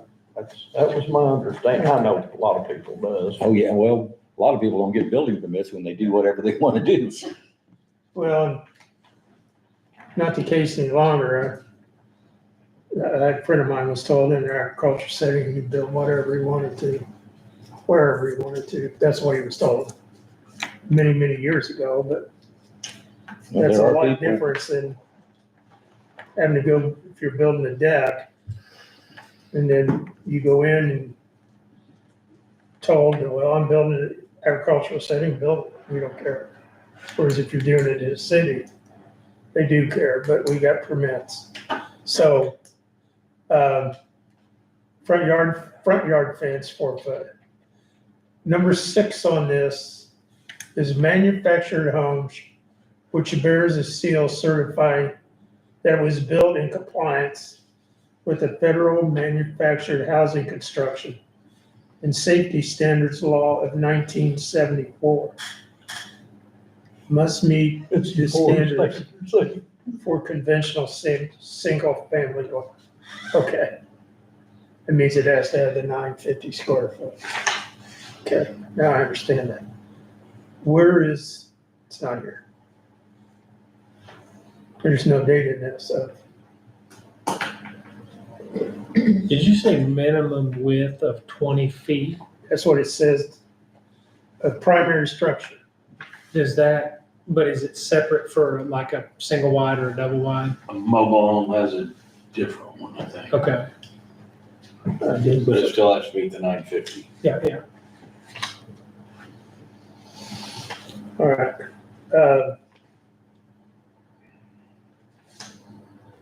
Let me go through these again. Make sure I got them down right. Minimum lot size, 1 acre. Street frontage, 100 feet. Setbacks from city street, we just blooped all that. That's no longer in there. Minimum setbacks to county road, 65, side lot 10, back lot 10. Minimum setbacks on the state road, 100 feet, side lot 10, back lot 10. Maximum lot coverage, 25%. Minimum first floor area, 95 square feet, 950. Minimum width, 20 feet. Maximum height, 35. Accessory structure, 35 feet. No restriction for agricultural structures. Front yard fence, 4 feet. And the other one, number 6, we're not altering. I've got a question here. The maximum lot width to depth ratio, are we planning on just striking this because 1.4 and 1.6%? Yeah, we need to strike that. So we're just gonna strike those, right? We're going to an acre with 100 foot. Okay, so we're just gonna strike them.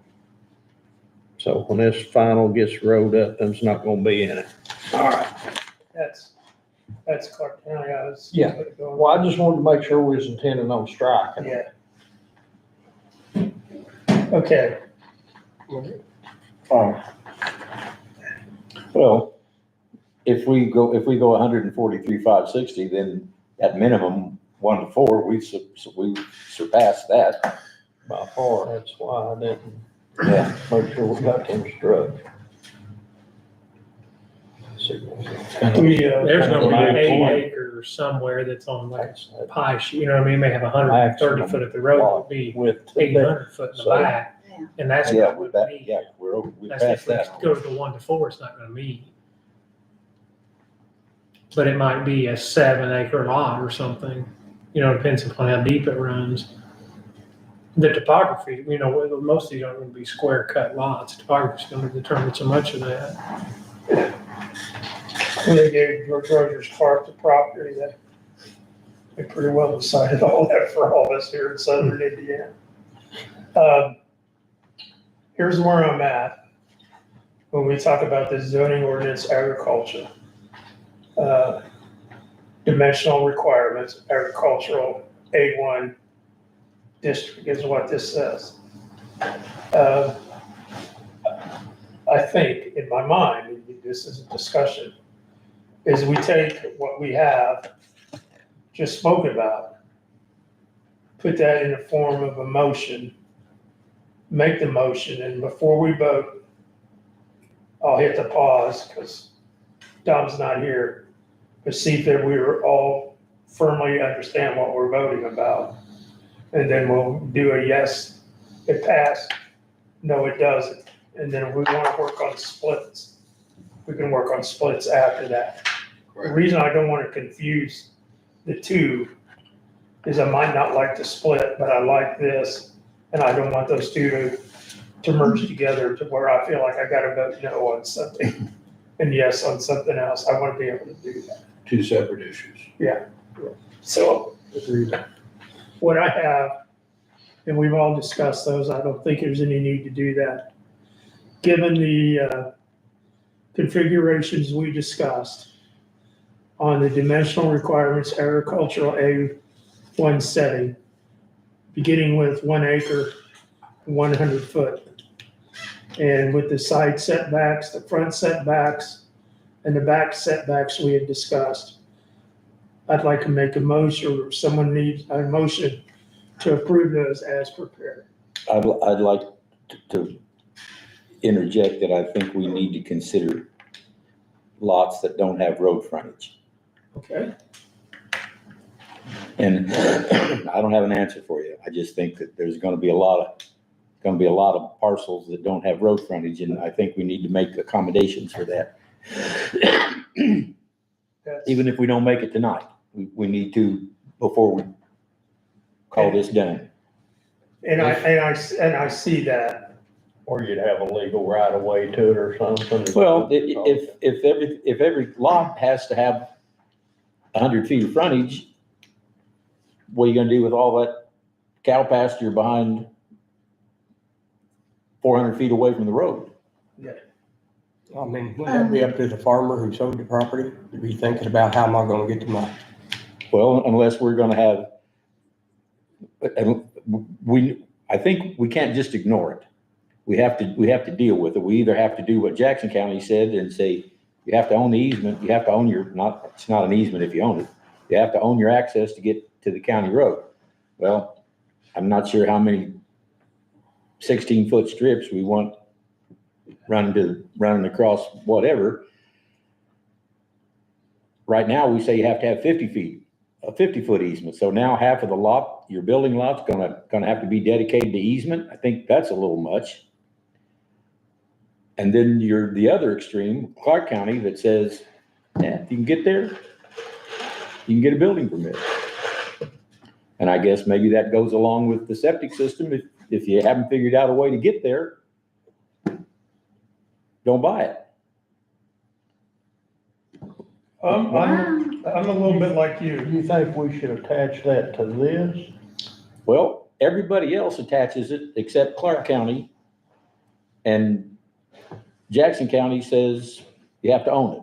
So I don't think you have to own it. I don't think that's gonna be don't ask me why I don't think it's a good idea. I just have some kind of a gut feeling that that's not a good idea. Well, how about we put some wording in this, Mark, that you have to have a legal easement of at least 20 feet or whatever we decide here. Yeah, that's kind of where I'm going, Add it to this. but what if, I'm just I afraid think- that that's kind of I people think that that's could a make a totally mini different issue subdivision by than what just. this is tonight. okay, I think we need to look at it, Okay. but I think that's totally different because we're not talking about road frontage anymore. I think we're talking about So let's handle this tonight and we'll handle the easement. yeah, just figure out a good way to do Okay. that. Okay. Well, I mean, there's a Because lot of honestly- stuff that has to be changed. Well, I just went through this, so I agree with you. Do we have an existing easement ordinance? yeah, we do, 50 You feet. can't, you can't sell a piece of property for someone to build on that is landlocked. So if you're gonna sell something behind you, you have to give them an easement to get access to it. Well, you can You're sell selling it. landlocked property, but you can't do anything with it. Well, exactly, what I'm saying though, that's what I'm saying though, it's like Well, someone I saying, think I wanna buy this 5 acres behind you. And, say, well, I've got 5 acres, so somebody said, hey, I'd like to buy that for you, I'd be like, okay, sure, they wanna build a house, but I can't keep them from getting on the property, I can't say, ha, sucker. I'd have to say, I sold that to you, but then I have to let you use my driveway. I know You a guy that bought 25 acres. Didn't buy access to it. They're- He bought 25 acres to build a house on. I think the state of Indiana. You should have sued them, you should have sued. I was saying, the state of Indiana, I think, Mark would know, I think it is illegal to sell a piece of property off and not give them easement. Yeah, you have to give them access, Well, you have to give I them can tell you, access. he done that about. It 8 should years be, ago. but it's going to be by ordinance if that's the case. David Blankenbaker and I had this same discussion and David's a little cocky, but he can usually back up what he says. And he led me to believe that you can sell anything you want to. You cannot be restricted as to what you can or cannot sell. It's the use that is controlled by our ordinance. So if you want to sell somebody that back 5 acres, but you don't give them an easement, they can own it. What are they gonna do with it? Yeah, that's not right. You can't, because you can't block someone's access to the property they own, so you kind of imply easement. But I mean, they may get away with it, but no, you're not gonna do that. Somebody's gonna have to prove My that to buddy you. over in court and took that to the Indiana Supreme Court and lost. He's Really? got 25 acres. He can't do nothing Yeah. because he bought it that way. I guess you just remember, I guess in your contracts to make sure you get that easement in there. Well, that was about 8 years ago. Wow. And so what's yours? I can't believe they did that. Sounds disappointed in our Supreme Court. Look, There's I- a little I- ordinance I- that allows you, if you buy a piece of property that's landlocked, that you can access it if you're buying it from somebody who owns the road frontage. That they're, And that may be why we have that in the ordinance, that you have to have a 50-foot easement to buy something that doesn't have road frontage if you're going to get a building permit. And that's use again, and I don't want to beat this horse anymore. If that's not what we're talking about tonight, that's not what we're talking about, because if it is, we'll be here We'll work till on that the next. sun comes up. I think it needs to be worked on, looked at, but I think it's different. Okay, I'll go with that. I do too, and I'll be quite honest with you, next month, let's stay with this. Okay, So we'll have a meeting I'm good next with that. month. And the focus of that, I think, will be that easement, because, in my mind, I'm sitting here just like I was talking about. A farmer's farming here. I bought my driveway and I got a giant P. And I got a huge bit of property here. And I want to sell this off. I can't, because how can I do that? So we gotta figure out the easement. I'm like you, In reading all these other counties' ordinances, and I don't know where I've seen it, I've seen some that talked about it, that if we're gonna start using property wisely, yes, we need to use this property that doesn't have the road frontage that's back there. I've seen where some other counties had spoke about 2 properties off of an easement. that's where we are right now. And I think there's other ones that use that now too. Kind of makes sense that now, And I think how we got here, and maybe we don't want to talk about how we got here, but because before we passed some of these ordinances, you put 20 houses back off the road and said, everybody has a 5-foot easement. right. And then you call the commissioners and say, hey, the school bus can't get back to county road. Yeah, not a county road. And that was 2 homes off an easement. So the first 5 feet were these 2, second 5 feet were those 2, third 5 feet were those 2. Exactly. And they called me up when I was transferring, you're gonna run a bus a house? No, I can't get a bus down that dirt path. You're gonna have to come to the road. Well, I'll pay your taxes, I'll pay your salary. Well, thank you, but no. Yeah. So, yeah, we need to put some thought in that, the right way to do it. The right way to do it, and maybe we have it right now, but maybe there don't need to be a 50-foot easement. I think that's, if Maybe we've got a 30. 100-foot lot, I don't think we need a 50-foot easement. It's Well- giving up a lot of it, ain't it? Because Well, I don't think that would. I guess you could. so if you look at there's 3 asterisks here, and it says that you can't be on a platted easement, that means that you can't put your house on that 50 feet. So, but maybe we don't need to solve that tonight. Maybe we just have to go forward. so you're. I think that's probably further research. Yeah. But I do think, I don't want to let that fade either, because now that we open the door, we gotta memorialize in some form or fashion. Yeah. Folks to get back to what they had. Just as we decided that you gotta have a septic inspection if you're gonna put a house on it. If not, you don't need it. So, we've talked about that.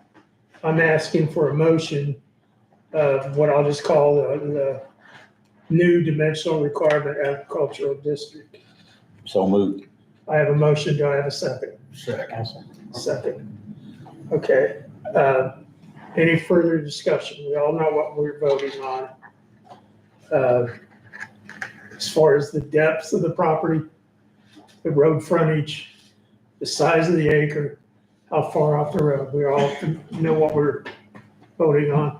Is she gonna type all this up and But yeah, I mean, I will, between all of this, I'm gonna do it in a form of a proposal to the modification or changes, amendments to that, to present that to the commissioners. So yes, and I will email that to everybody just to make sure. And we can amend, and we don't have to be done with our amendments today or even next month. Right, if Or if the month somebody looks after at that. it and says, wait a minute, that's not what I thought we were, you know. Yeah, it's work in progress. When everybody gives me the thumbs up for us to send it to the commissioners well, if we and to vote get on on, the if we agenda. vote on tonight, we can't amend that particular part. No, we have to send it, Right. if we changed it, we'd have to. Right, we'd have to vote on come it in, that's what I'm I mean, saying. my question, and the reason I'm asking is I got no problem voting on it, because I think we're all in agreement, but do we want to draft it, review exactly what we're voting on? Or is there a haste of time? Like, if we know we're gonna meet next month, can she draft it, send it out for review? Our first item of business next month is to vote for it. or That's the against it. procedure. Good point, Matt. I keep wanting to call him Mr. Overledge, if you insist, don't call me Mr. Green. I'm gonna look at our attorney. To give you permission to go ahead and draft that, I do think we have to have a motion here to give you, Or, yes, yeah, I mean, I guess we could say we've got these tentative proposals and then you'd ask me to propose that. And then, and I think it would be better if we're actually voting on the actual proposal. Okay. Like by That's- Robert's and rules that's of written order, out. we wouldn't have to make a motion. She could draft anything at the request of the board. So we don't need to vote on asking her to do that per Robert's rules of order, but Yeah. I don't know if that's what this board follows. no, we haven't adopted it. In mine. 35 years here, we've never adopted. I guess a preliminary vote to, That's, that's, And again, I don't That's have a what problem we voting on want to- tonight. It would just probably be cleaner if you we let's, get that. let's do that. Let's go ahead and here's where I'm at. I want to vote on that. So we kind of lock this all in. And the reason why we're voting on it is to decide this is the lot size, this is the whatever. Knowing that we'll be back at next month's meeting to review the provisions, make any modifications, and then we'll vote to forward that to the county commissioners. So we can stick proposed or preliminary or something in there, so it's not just So this in stone. requires 2 readings. And I think it requires, This would be basically the first reading of it. I guess this would be a draft. I think we're talking about voting on the final next month, right? Send it on to the, I don't know what the commissioners have to do with that. I don't know what a first reading. It seems like in the past, we've just sent things to the commissioners and they've taken care of everything beyond that point. You all have to, We'll have to do 2 readings. Okay. right, they'll be the ones to change the zoning ordinance. We're just making a proposal. I mean, The basically. proposed changes, and I'll go ahead and write up a proposed changes for the splits too. Voted on. I mean, everybody could mark up their sheet right there and Yeah, it's, be good. I don't think it's a bad thing to agree to what we've agreed on. Yeah. And Right, and I guess before I send that, maybe just another vote that's, you guys are okay with what I typed up, and it accurately represents what we agreed to here. They keep dragging their heels. well, first thing they're gonna ask is what about the lots that don't have road frontage? That's gonna be the first and foremost consideration. We can't think that every lot we're gonna create from now on is gonna have road frontage, and we can't ignore that. I get what you're saying, but then I kind of, don't do that now, because we have 2 acres Well, at and some 2. point, but I don't know that we have to do it tonight. Because they're not going to be. But I think I'm just afraid of as losing. far as road frontage We're Yeah. gonna adopt. and the lots we're worried about, I think that's what we need to address on this To change. subdivisions.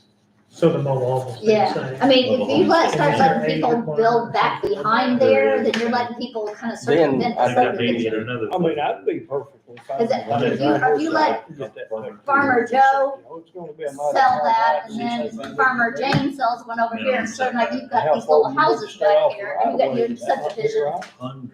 So is, I think it's in, like, is the one division of land that's less than 5 acres per calendar year, is that gonna be a subdivision? It could be, so I would say that your house that's on, if it's gonna be a subdivision, 10-foot. then you're gonna have to have your road frontage house has to have 1.25 acres for a, But like I said, I think easement. everyone was in agreement, but I just wasn't sure what the final draft would look like.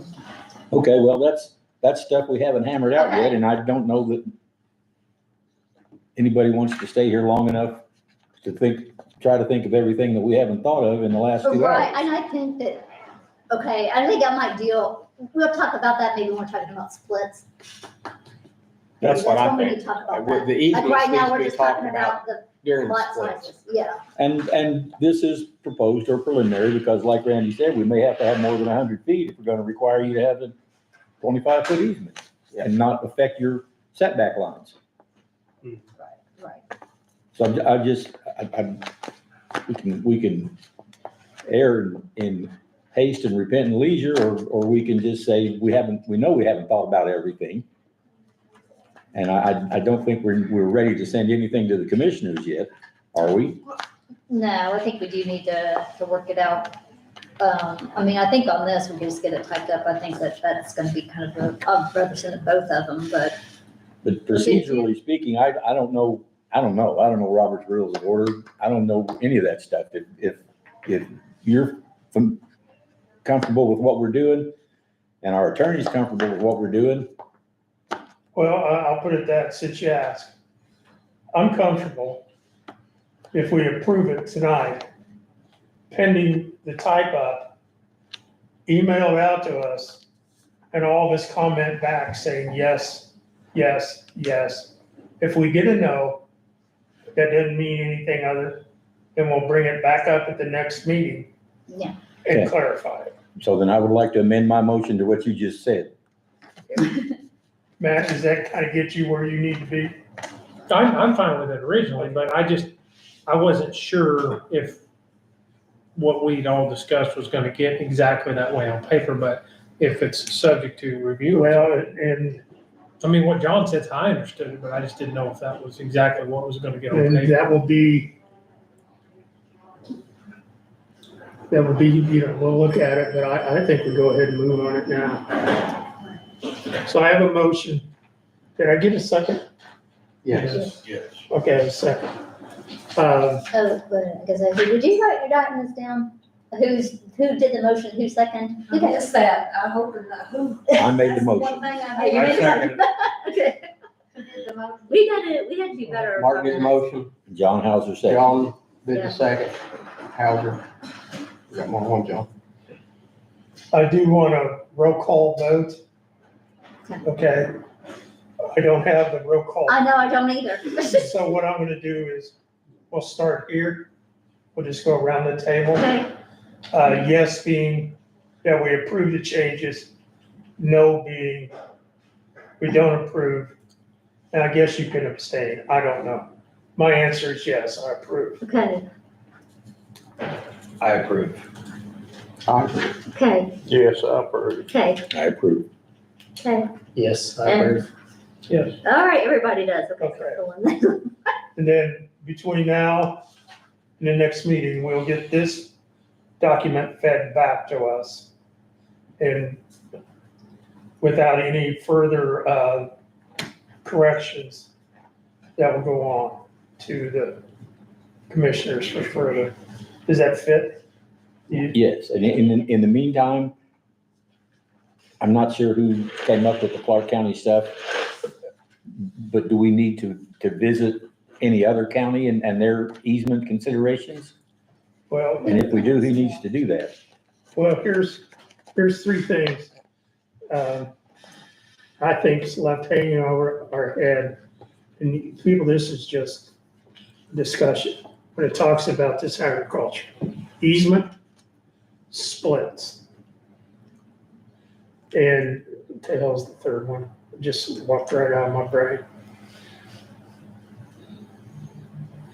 And we'll give it a month maybe to come back. Well, I was looking at that easement with the idea that road frontage,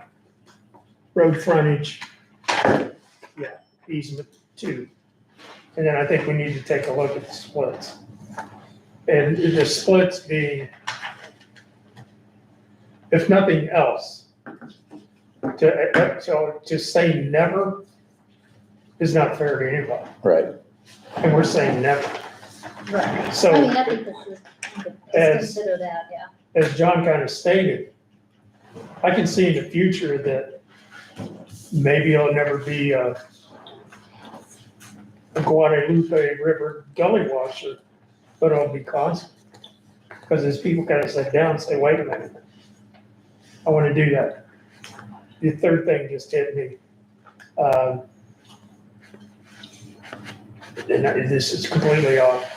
Do we need to take a look at this solar at all?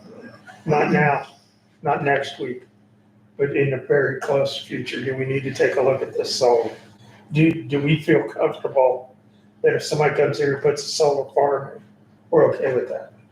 Because they come in for a building permit, I'm uncertain as to where they would even build it, under ag, under industrial. Well, we've already got two communities that have solar farms in the county. And I'm not sure if it's good for Scottsburg and good for Austin, why isn't it good for Johnny White? And I think I've had solar panels for years, for a long time, and I don't regret anything. Now, maybe if I had to decide whether I was gonna have solar panels or plant a garden and have something to eat, that may be a consideration. But what Tom Springston just sent out about goat farms around the solar panels or something like that, that seems totally logical to me. I'm not willing to be an obstructionist to stop somebody from, if they want to build a solar farm and they own the ground, I'm not gonna stand in their way. I mean, that's just where I'm Oh, but if they're anything like we've been in Jefferson County, at. What's that? oh my God. Yeah, I've seen Oh, signs. there's everybody who got, It trying to is stop just it. Juicy, it's fighting, Right. There's I not think many we need things to I don't talk about running understand. the city in and everything. Everybody go out So and far, kind of get some I- information and think about it. Yeah. Back to the other thing. I like this document as it's prepared. I don't think it needs many changes. I don't have a problem I with it. didn't see any. I've seen some different ones with it, like 2 years, every 2 years you can have two, well, every year you can have one. What's the difference there? That's got nothing to do with I think it makes We you need say to look it's at these confusing. They issues. still need to as another thing. conform As to far as this. the division Yeah. of property, I like this thing as it is. I don't know what anybody else does, if they read through it. I haven't seen anything better. I I'll haven't, say it that way. I tried to look at a lot. I'll type up, if it's okay, I'll type up also a proposed amendment to whatever ordinance that is incorporating this. And Good the deal. only thing Thank that you. needs to be marked out is, we don't call ours a UDO. We Right, call yeah. ours a zoning ordinance subdivision, zoning ordinance. They call theirs Yeah. a unified Right. development ordinance. Yeah. We changed to UDO, and I don't understand what ILP is. I know. No, does anybody here? It's, I'm thinking land permit, land something, but I can't Right, think of what that layout would be. But I like it where it says provisions not guaranteed Okay. to be buildable or guaranteed to qualify for issuance of, I say, building permit. ILP, individual land permit. Ah, there we go. Individual land permit. I say building permit. Yeah, that may well be what ILP means, but I think if we spell it out, building permit, I think that takes any question out of it. UDO, they tell us right on the heading here that that's Unified Development Ordinance, or I don't know exactly, I could have told you what that meant, but. That's just what they call their book of plans. We call ours Would that cover any conditional use variance? I wonder if that's what they're trying to say, an individual land permit, that maybe somebody's gotten some sort of conditional use or something like that, I don't know. Oh, I'll just put building permit. If we need to change it, we'll change it. Yes. My building dad permit. told me if you didn't know the meaning of a word, not to use it. UDO, Right. building permit also. UDO should be, I say ordinance Ordinance. in Scott County zoning Because of ordinance. our, yeah, we'll just, yeah, So UDO needs to go, it'll just be whatever our zoning ordinances are called, yeah. and replace the words building permits. And I think this thing's ready to go. But that's why we're here talking about it. If somebody sees something better, different or whatever, but if not, I think this needs to move on. Be done with it tonight. Well, Carl's gonna type it up and we're gonna get a chance to look at it and think about it again and. if we Same wanna- thing with specifications, Yeah. that it comes out written as it is here. If we want to change something, that'll be our opportunity. If we think we got it, we got it.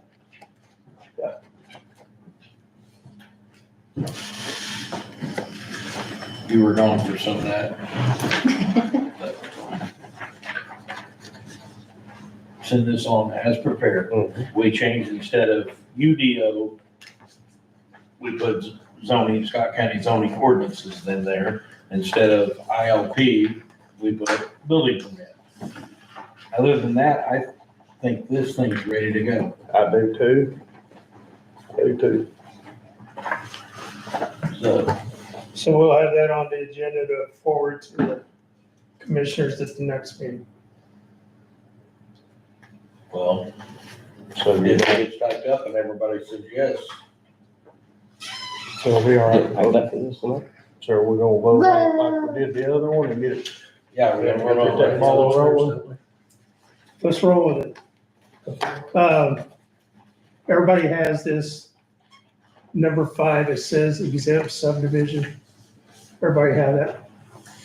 Yes. Before we vote, I got one question on 3B. The 3A to me is pretty self-explanatory. You can divide a land into 2 tracts as so long as it takes 10 acres to divide it to 5, right? If you have 40 acres, does that say that you can only divide it twice? 2 or more. So if you have 40, Yeah. you can divide it 8 times. So long as they stay 5, 5 okay. Now, the second one division of land less than 5 acres per calendar year per parent tract. What is the definition of a parent tract? The original deed. So, You're talking about all the way back into grants at that. The parent tract is what you're going to create a new parcel Right. from. Yeah. If I have 2 acres, So or if I have 5 acres and I you're- sell you you're 2.5, talking a about year now. from now, you So can let's use subdivide that all back property. It started out as a 100-acre farm. There's already been some splits recorded. Like, so let's say there's a 35-acre parcel. That's now the The way parent Mark parcel. just said, that 30, because that 35 acres is the parent tract. Correct. Because that's the one that's being split. So all that other stuff you're talking about was split 20 years ago or split 2 years ago, all that's out the I window. think we're doing away with that. Yes. They started this one over at whatever year they did it. Whatever, 99 or 04. So this has no look back. It's whatever the deed that you're splitting it from. Yes. Okay, that's what I wanted to And understand. that way we're not Yes. responsible for that in the future for somebody to freaking sue us or whatever. I think there's already been huge mistakes made. Oh, absolutely. But I mean, some of them could all the way go back to, like I said, the Grand Civil War. Well, Like, those could have been abstracts. it only goes from the date that when they enacted that. I got you. Everything before that was grandfathered around, and it was after that date, Right. whatever it was, 97 or 03 or 01. I'm thinking it was 97, but I'm not sure. But So Mark, the way this reads is whatever deed they're starting with at that point. It's my understanding that whatever you are going to carve the new parcel from is the parent tract. That makes sense. I just wasn't sure what it was. And let me make sure I hear That that would right. still have to comply So- with this stuff. John's got 100 acres, sells off. Is John's property still a parent tract? No, Or does he, when he sells it to me, mine becomes a parent tract? If you're he's splitting got a yours, parent you're tract not and you parent have a tract. parent tract. The parent tract that John would have would be whatever he didn't sell. If he had 100 acres and sold off 4 20-acre tracts, we now have 4 20-acre parent tracts, and John, whatever he didn't sell is still the parent tract for him. Okay. Is that the way you understood that, Matt? But if he sold you 20 acres, then you could divide yours 20 acres subject to And then this. it would be a Yes. fair. And that would, and my 20 acres would be the parent tract that I'm taking Yeah. something And he from. could do that once a year. That makes it better in my mind than what we're doing now. Because what we're doing now, Immeasurably better. Yeah. John's property lives forever. You sell it to me, I split it, we're gonna go back and say, wait a minute. Yeah. The way I understand it now, It can only It- be it split doesn't at those grow with times, the so it's property. already split. And I don't think that was the intent. I don't when think they it did was either. I think Yeah. that intent was the whole parent. I think that's what they intended, but that's not how it was written. okay, So what precludes this from someone buying a large chunk of ground, splitting it into 6 parent tracts, and then they wait a year and split it 10 more times? And is that, I don't know, what's good or One bad? split a year. Well, they still have to do, Well, you if still have it's to do less than this. 5 Well, acres. the thing would be, Could you Matt, get around it, I guess? Intent. Does that create a loophole? That's Yes, my you question. could. Number one, the intent of this section is to establish a criteria that allows lot splits to occur that are not otherwise required to go through the other subdivision Right, process you can't use. outlined in this. Furthermore, this exempt subdivision provision shall not be used as a means to bypass the subdivision process. Yeah, that's a subdividing of land or creating a subdivision. That's, I think that means creating more than one tract from whatever you call the parent tract. I can't buy John's 20 acres and cut it into 21 acre parcels, 21 One acre, yeah. acre parcels. I can only sell it as 2 5-acre parcels, and then 1 5-acre parcel a year after that. Is that right? Did I say that right? Less than 5. Less than- Right, okay. and it's saying that you can't do, Explain that. basically, you can't create your subdivision unless you've gone through this. It says you can't use this to bypass it. But you also right now have to have 100 feet of, what we're gonna have on this, 100 feet of road frontage. So you can't start, The other part, you still in can't our do other interior things creating there. that is intact, we have a way to do that. It's called a minor subdivision. Right. That you have to come and ask. the only other thing too, Matt, is what I see, because I was stuck on just what you described. Feasible. I could split every year to get what I wanted. But now I'm 10 years into a piece of property, 15 years, that I'm splitting every year. Maybe not. If you take 100 acres and split it 10 times, the way I read this, next year you could split those 10 parcels, 1 each. So now it's taking you 2 years, but you've gotten 20 parcels. But those parcels are still 5 acres or more. Correct, yep. And they still have to have the road frontage and they still have to have, And all All that's that. spelled out in here. But then after that, they would be less than 5, but per this, you could split those 20 again, because they'd fall under that 5 acres. So in 3 years, and maybe, I mean, you could what if this thing till yeah. But it deadline still is have to March be on the 7th. I'm road. just, They, my only question was, does that create a loophole that's unintended? That's the only question of, Well, let's, if you've got that enough road frontage to do that, I mean, that's a have at it, but you can't create a subdivision because again, you're either gonna be landlocked or you can't, no one can build on anything unless they have. That's road probably frontage. why Clark County put that language in there that says you can't use this as a device to circumvent our other subdivision. subdivision laws.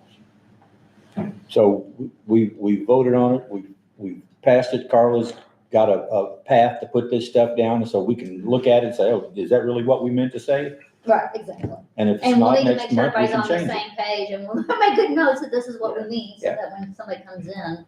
you know, Let's go to this exempt subdivision, because I want to follow the same path I did previously. first paragraph, number 1, UDO is what? Unified Development Ordinance. Yeah, so that's what they call the Unified Development Ordinance. That we Okay. don't, what we call our just our That's zoning. just ordinance. Yeah. ILP is D, We don't Building know. permit. permit. UDO, we already talked about. I'm now on number 3.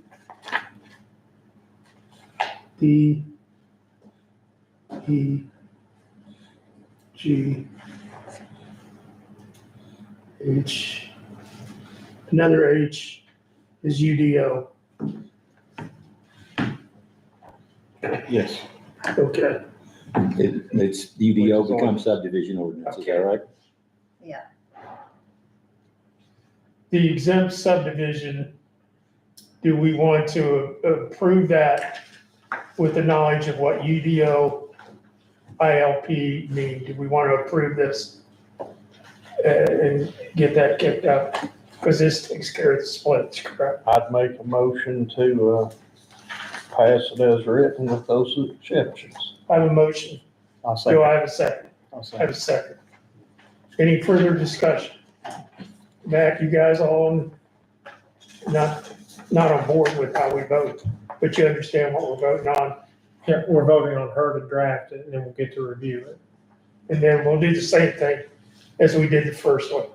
We'll send it to us, and then we'll go from there. Let me back up. I don't understand. If everyone sees it and said, yes, this is what I agree to, does it go on to the commissioners? Yeah, that's Coming back what here we again? decide. Okay, yes. Yeah. You good with that? That's fine, yeah. That's what we did on the first one. All right. We're gonna do the same thing. I'm gonna do a roll call. My answer to this is yes. Yes. Yes. Yes. Yes. Yes. Yes. Okay. Now, the next meeting, we'll just, whatever we need to do to hem this up will be the first thing. That would be old business. Just finalize. Are you going to look at the right-of-way things that Mark was talking about I'll before? the try, next I'll try meeting? to So we figure something out. Try to get all them ironed out at the same time. And that's why my focus is on the next meeting is the right of way. Because I think what Matt is a little bit worried about, these people rolling these over.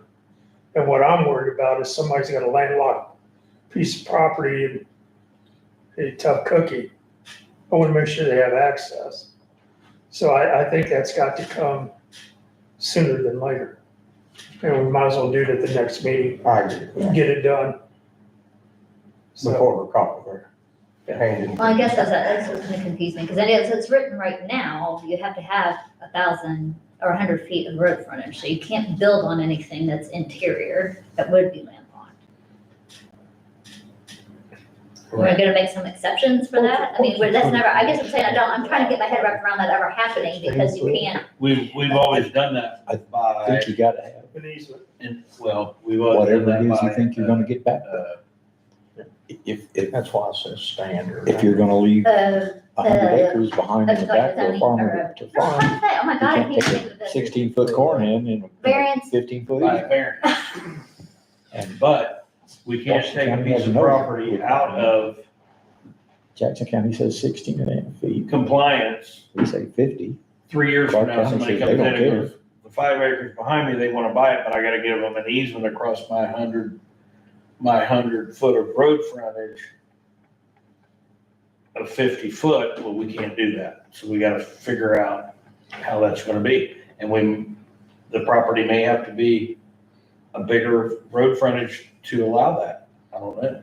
Well, I mean, maybe we set it at the 10 feet that you're leaving on the side, and if you can't get through 10 feet, don't buy the property behind the house. You know, that's the stuff we've got to decide. Well, and I haven't looked, I've spent all my time looking at this other stuff. I Yeah. would look at this. I think we need to, because what I don't want, and what I think I don't want to have to own to the road. If I got this piece of property in the middle of nowhere, and I've got it for deer hunting, or I've got it for fishing, I don't wanna have to buy up. Half a I wanna mile. take that easement through somebody's driveway, pick up the, But you gotta get it to it somehow. yeah.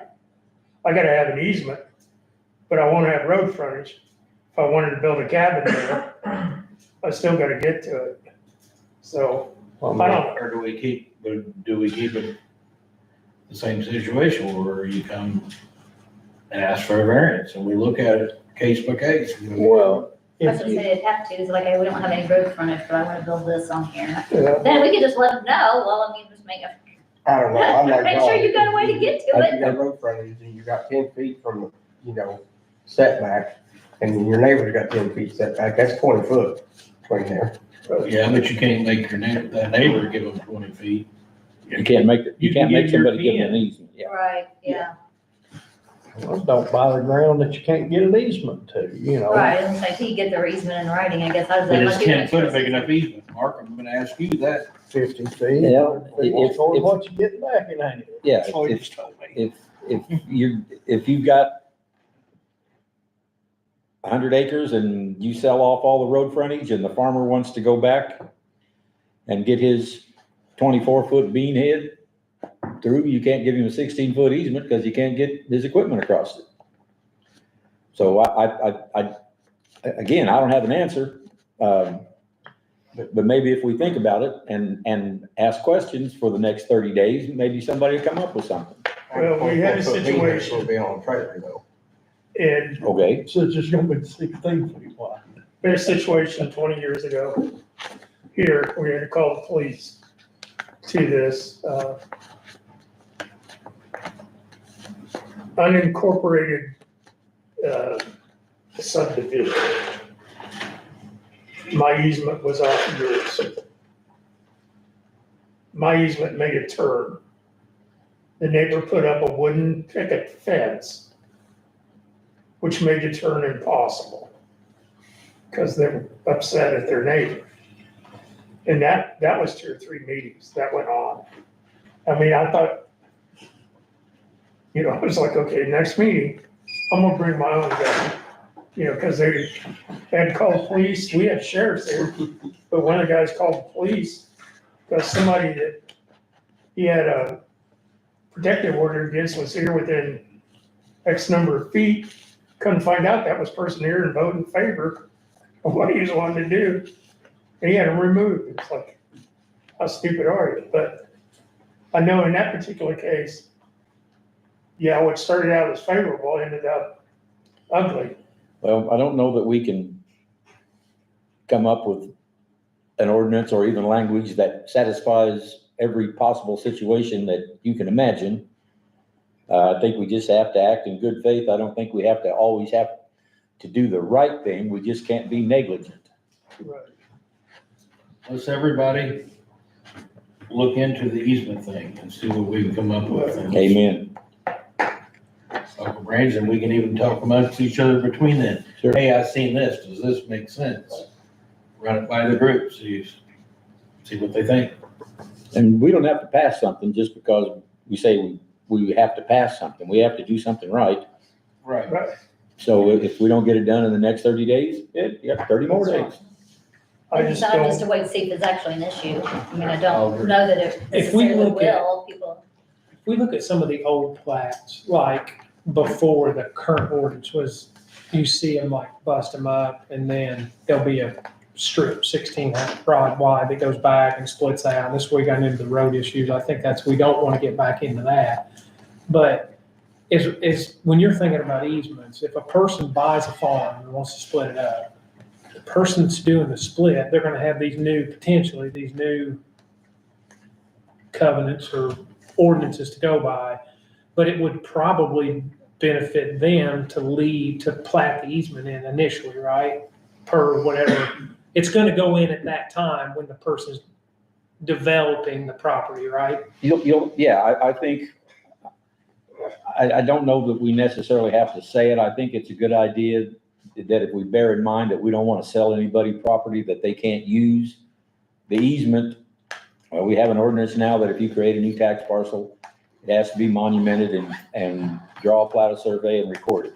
So I guess that's a platted easement if we follow what we have now. At this point, and I don't know what I'm answering your question, Matt, at this point, 2 residences can share the same easement. And I don't know what that tells us. Except When I that's- do deeds and I've got someone that is granting, like I usually put the easement in the deed. So I'll, won't necessarily be separate, but I'll just say, and that's, well, obviously just say subject to any And easements. maybe But it's if not- I'm giving, if maybe if you only my get seller is that giving an easement, 100-foot wide lot, 1 acre, you can't grant somebody easement. You just don't have that right. You gotta have more ground than that. Where I'm headed at in my mind is just to think through it as we go. Let's assume we decide 30 feet is the number. Do we need to have in this ordinance somewhere that easement lot needs to be 130 feet? I don't know that it is because they may build 10 foot over from the other side, lay off that one 30. They've still got plenty of foot room to build the house they want to build. That makes I mean, sense? easements are usually Yeah. 10 feet, 12 feet. I mean, they're like a normal driveway size is what easements are. The more I'm thinking about it here, I think if we say a 30-foot easement, which is pretty good size, right, Mark? Yeah. 30-foot easement,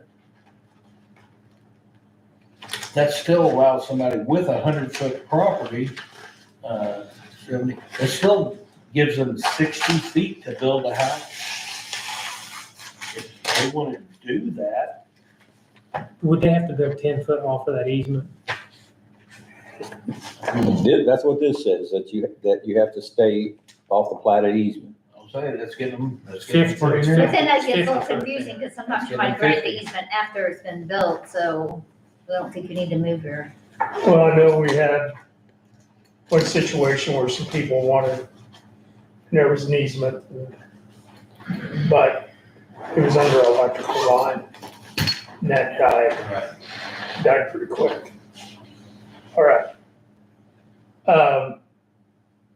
Definitely have a meeting on our normal Wednesday routine. I don't know if we have anything to BZA, but I'll take a motion to adjourn.